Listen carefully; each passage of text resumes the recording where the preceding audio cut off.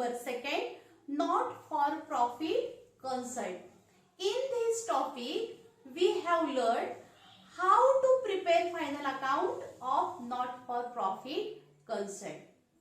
तर विद्यार्थी मित्रांनो, आपण इयत्ता 11वीला सोल ट्रेडिंग कन्सर्न 12वीच्या पहिल्या टॉपिक मध्ये पार्टनरशिप आणि पार्टनरशिपचं फायनल अकाउंट शिकलो. ह्या ज्या ऑर्गनायझेशन्स आहेत त्या कोणत्या आहेत? There are two types of organisation, trading organisation and second non trading organisation. This organisation is engaged buying and selling activities of goods and services. Its main objectives more earning profit, that is called trading organization, like sole trading concern, partnership, cooperative firm, public or private company, etc. आता ह्या ज्या trading organisation आहेत, ह्या trading ऑर्गनायझेशनचा main object जो आहे तो profit आहे. काय आहे? प्रॉफिट आहे. आणि या प्रॉफिट ऑर्गनायझेशनचं जे फायनल अकाउंट आहे ते फायनल अकाउंट आपण पाहिलेलं आहे. म्हणजे सोल ट्रेडिंग कन्सर्नचं फायनल अकाउंट कसं तयार करायचं, त्यानंतर पार्टनरशिपचं फायनल अकाउंट कसं तयार करायचं, हे आपण पाठीमागच्या टॉपिक मध्ये शिकलेलो आहोत. आणि आता या टॉपिक मध्ये जो आपला टॉपिक आहे not for profit concern. Concern म्हणजे काय आहे? इथे कन्सर्न म्हणजे संस्था किंवा व्यवसाय किंवा बिझनेस किंवा ऑर्गनायझेशन असं इथं तुम्ही घेऊ शकता. कन्सर्न म्हणजे एक व्यवसाय आहे. नॉन ट्रेडिंग ऑर्गनायझेशन ह्यांची ऍक्टिव्हिटी आहे ती नॉन ट्रेडिंग ऍक्टिव्हिटी आहे. मग इथं यांचा मेन ऑब्जेक्ट काय आहे? Service provide to the society. सोसायटीला काय करतात? ह्या सर्व्हिस देतात आणि मग त्या तिथे त्यासाठी फर्म झालेले असतात. आणि या नॉन ट्रेडिंग ऑर्गनायझेशन म्हणजेच नॉट फॉर प्रॉफिट कन्सर्नचं फायनल अकाउंट आपणाला या टॉपिक मध्ये शिकायचं आहे. तर त्याच्यासाठी आपणाला नॉट फॉर प्रॉफिट कन्सर्न जे आहे त्याचं मीनिंग, त्यानंतर डेफिनेशन, त्यानंतर त्याचे फीचर्स आपल्याला इथे पाहायचे आहेत. आता जे नॉन ट्रेडिंग ऑर्गनायझेशन आहे त्याचा मेन ऑब्जेक्ट काय आहे? Provide service to the society. They do not carry any trading activities. कुठल्याही त्या ट्रेडिंग ऍक्टिव्हिटीज करत नाही. मग अशा कोणत्या असतात? तर स्पोर्ट्स क्लब आहे, स्कूल आहे, कॉलेजेस आहेत, युनिव्हर्सिटी आहे, चॅरिटेबल हॉस्पिटल्स आहेत. हे जे ऑर्गनायझेशन्स आहेत, this organisation motive is not earn profit, so they do not prepare profit and loss account. They prepare income and expenditure account. आता इथं जे नॉन ट्रेडिंग ऑर्गनायझेशन ज्या आहेत एस्टॅब्लिश झालेल्या आहेत त्या एस्टॅब्लिश्ड फक्त सर्व्हिस देण्यासाठी झालेल्या असतात. आणि मग ह्यांची ट्रेडिंग ऍक्टिव्हिटीज नसल्यामुळे इथं यांचा प्रॉफिट कमवणे हा उद्देश इथं नसतो, म्हणून त्या नॉट फॉर प्रॉफिट कन्सर्न असतात. मग हा प्रॉफिट कमवणे हा उद्देश नसतो, प्रॉफिट नसतो. मग तुम्ही म्हणाल की मॅडम हा प्रॉफिट कमवणे हा हेतू नसतो, तर मग ह्यांचं फायनल अकाउंट का आपण तयार करायचं? तर फायनल अकाउंट आपल्याला यासाठी तयार करायचं आहे तर ह्यांचा जो मेन ऑब्जेक्ट आहे तो सर्व्हिस आहे. आणि सर्व्हिस देण्यासाठी सुद्धा आपल्याला काहीतरी इन्कम सोर्स लागतो. इन्कम असल्याशिवाय आपण तिथे सर्व्हिस देऊ शकत नाही. मग ह्या जे इन्कम आहेत या नॉन ट्रेडिंग कन्सर्नचे ते इन्कम सोर्स कोणकोणते असतात ते इन्कम सोर्स आपण नंतर पाहणार आहोत.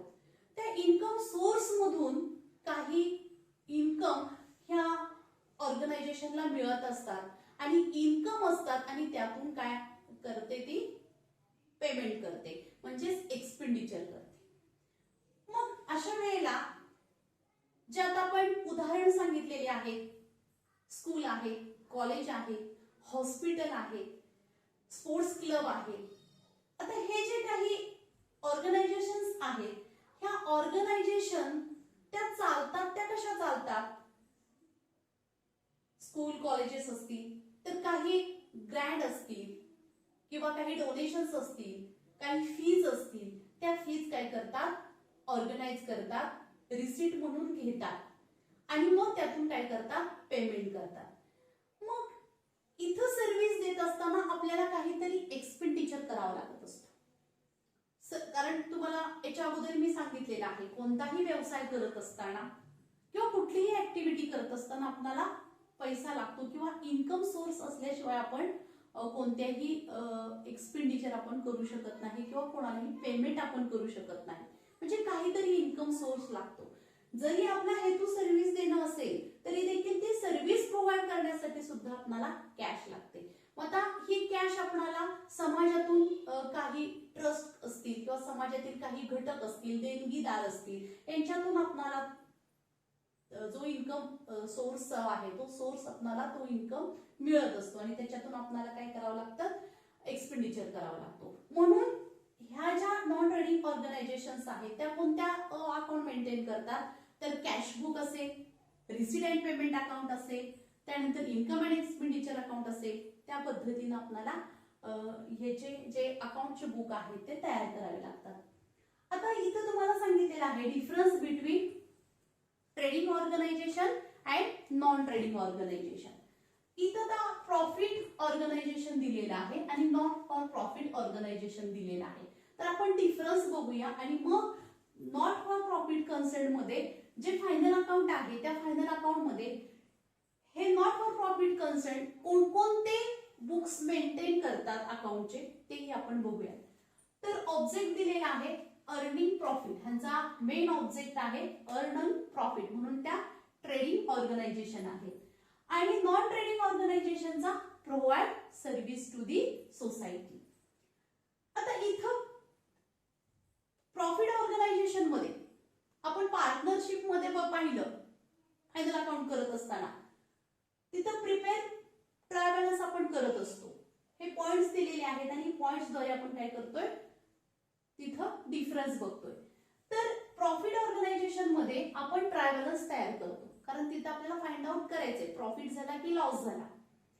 आणि इथं मात्र आपल्याला प्रिपेअर रिसीट आणि पेमेंट अकाउंट तयार करायचं असतो. रिसीट्स किती आल्या आणि त्यातून पेमेंट किती झाल्या एवढंच आपल्याला तिथून फाइंड आउट करायचं असतं. म्हणजे जो बेस आहे पार्टनरशिप फायनल अकाउंट मध्ये, फायनल अकाउंट कशावर आपण तयार करतो?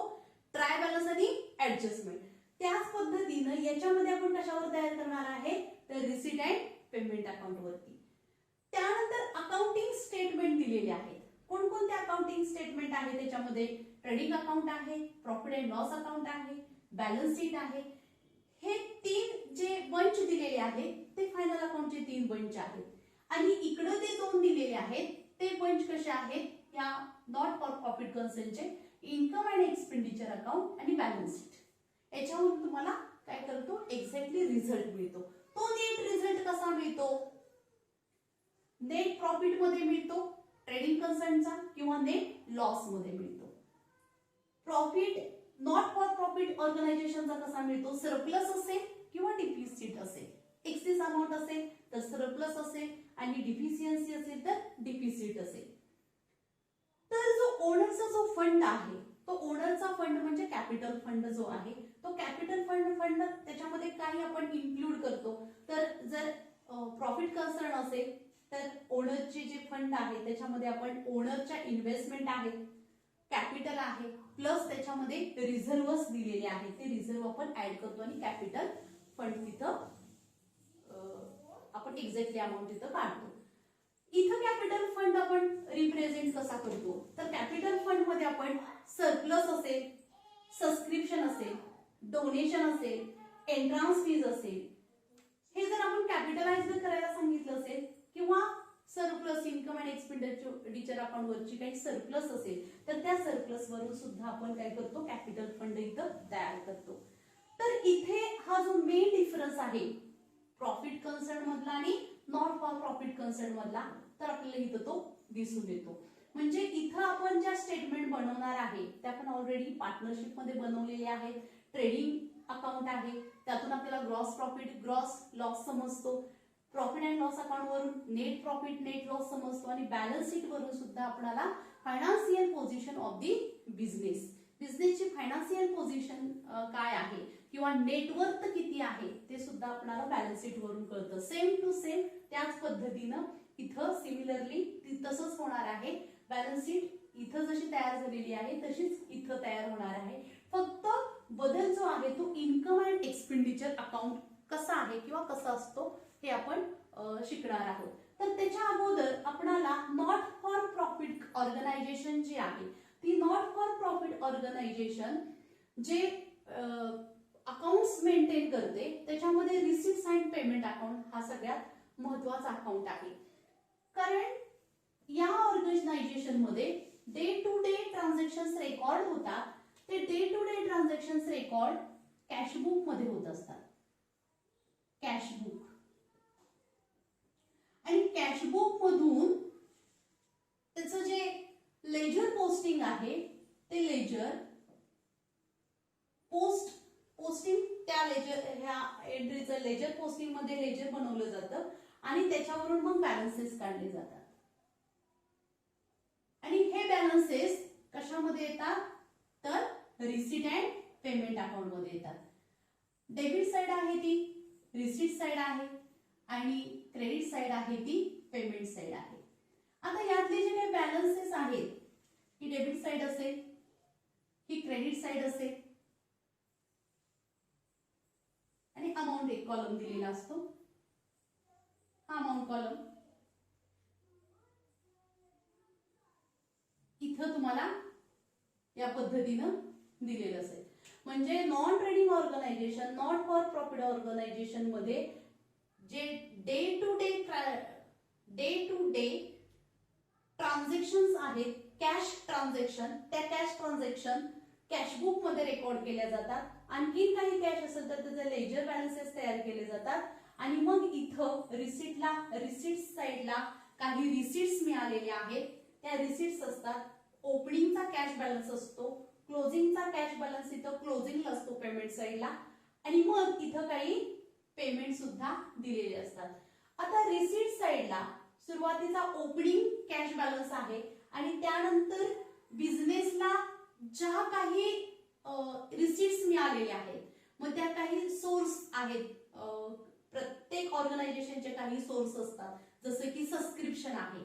सबस्क्रिप्शन म्हणजे मेंबर्स कडून आलेलं ते सबस्क्रिप्शन आहे, म्हणजे वर्गणी.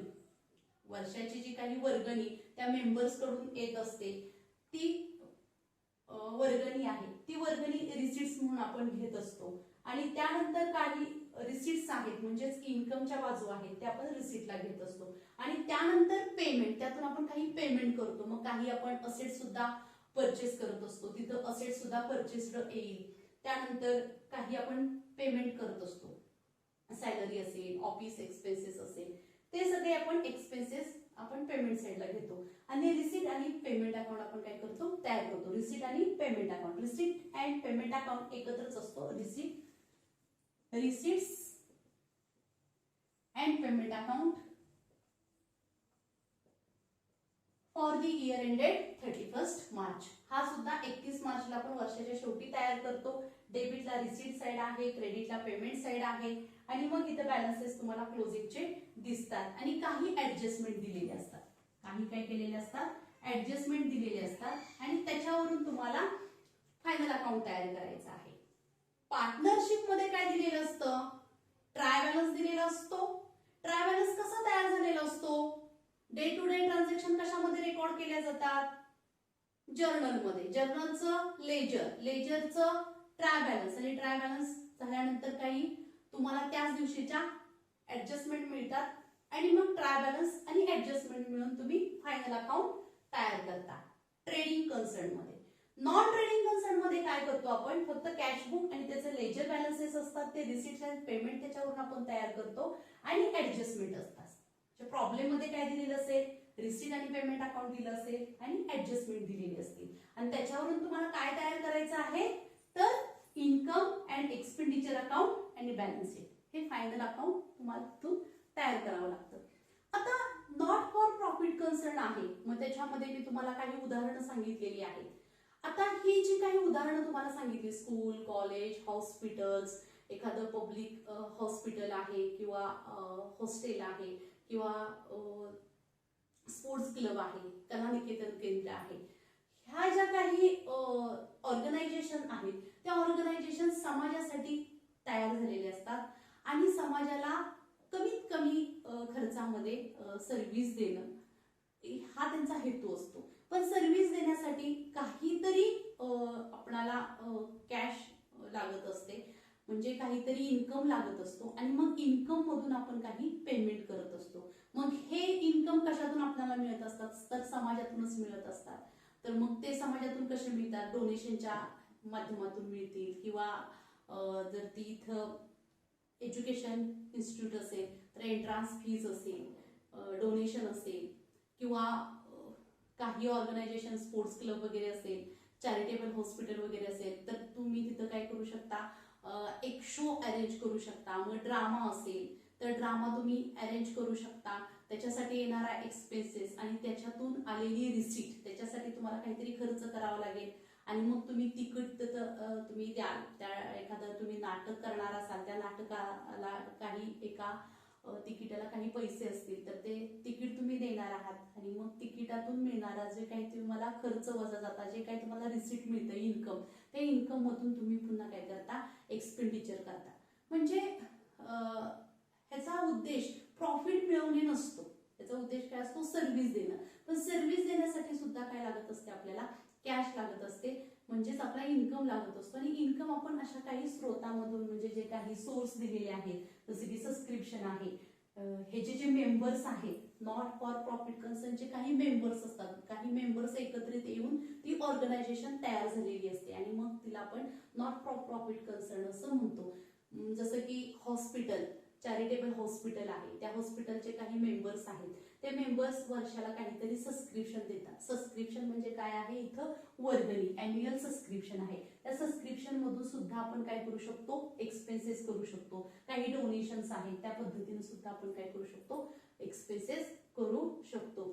मग आता आपल्याला इन्कम अँड एक्सपेंडिचर अकाउंट वरून काय मिळतं, जसं की आपल्याला ट्रेडिंग म्हणजे प्रॉफिट अँड लॉस अकाउंट वरून नेट प्रॉफिट आणि नेट लॉस मिळतो, तसाच आपल्याला इन्कम अँड एक्सपेंडिचर वरून आपल्याला काय मिळतो, सरप्लस आणि डिफिसिट. म्हणजे किती अमाऊंट आपल्याला सरप्लस आहे, म्हणजे पुढच्या वर्षीचं जे बजेट आपण मांडत असतो, कारण फायनल अकाउंट आपण वर्षाच्या शेवटी तयार करतो. मग वर्षापासून ते वर्षाच्या अखेर किती एक्सपेन्सेस झाले, इन्कम किती होते, एक्सपेन्सेस किती झाले, आपणाकडे जास्त शिल्लक एक्सेस अमाऊंट आहे का, तर त्याला आपण सरप्लस असं म्हणतो. की जसं आपण इथं नेट प्रॉफिट असं म्हणतो त्यालाच आपण सिमिलर सरप्लस म्हणतो. आणि इथं लॉस म्हणतो तसं ती कमी पडली, कारण इथं जे आपण डिफाईन करतो तो इथं प्रॉफिट मध्ये त्याचे रिझल्ट विचारत नाही, आपण त्याचे सरप्लस मध्ये किती झाले आणि डिफिसिट मध्ये किती झालेली आहे, अमाऊंट किती कमी पडली, किती जादा आहे. कारण पुढच्या वर्षीचे आपल्याला तसे इन्कम सोर्स तयार करावे लागतात किंवा त्या पद्धतीने आपल्याला नियोजन करावं लागत असतं. स्कूल, कॉलेज असेल किंवा हॉस्पिटल असेल यांचं सुद्धा त्याच पद्धतीने असतं की या वर्षीचा आपल्याला एवढे ह्याच्यातून इन्कम सोर्स मिळाले आणि त्यातून आपल्याला एवढ्या रिसीट झाल्या आणि त्यातून आपण एवढ्या पेमेंट केल्या, आता आपल्याकडे एवढं शिल्लक आहे आणि पुढच्या वर्षी आपल्याला तेवढा एक्सपेन्सेस करण्यासाठी आपल्याला इन्कम सोर्स काही फाइंड आउट करावे लागतील किंवा वाढवावे लागतील किंवा काही शोधून काहीतरी याचं नियोजन आपल्याला करावं लागेल. त्या संस्थांना काहीतरी नियोजन करावं लागतं आणि म्हणून मग आपल्याला इथं फायनल अकाउंट इथं तयार करणं गरजेचं आहे. जसं की आपण ट्रेडिंग ऑर्गनायझेशनचं फायनल अकाउंट केलं, त्याच पद्धतीनं नॉन ट्रेडिंगचं सुद्धा आपल्याला फायनल अकाउंट तयार करण्याची गरज आहे. कारण ऑडिट हे ऑर्गनायझेशन कोणतीही असू दे, मग ट्रेडिंग ऑर्गनायझेशन असू देत किंवा नॉन ट्रेडिंग ऑर्गनायझेशन असू दे, तिथं ऑडिट येत असतं. त्यामुळं ऑडिटसाठी ह्या सुद्धा गोष्टी करणं अपेक्षित आहे. आणि शिवाय आपण कुठे आहोत, आपल्याला पुढे नियोजन काय करायचं आहे एक व्यावसायिक म्हणून आपणाला ते फायनल अकाउंट तयार करणं फार गरजेचं असतं. तर आता आपण या लेक्चरला फक्त नॉट फॉर प्रॉफिट कन्सर्न आणि डिफरन्स बिटवीन प्रॉफिट ऑर्गनायझेशन आणि नॉट फॉर प्रॉफिट ऑर्गनायझेशन एवढंच पाहिलेलं आहे. पुढच्या लेक्चरला आपण specimen of receipt and payment account आणि इन्कम अँड एक्सपेंडिचर अकाउंट, त्याचं मिनिंग आणि फीचर्स आणि त्याचं स्पेसिमन पाहणार आहोत. तर धन्यवाद.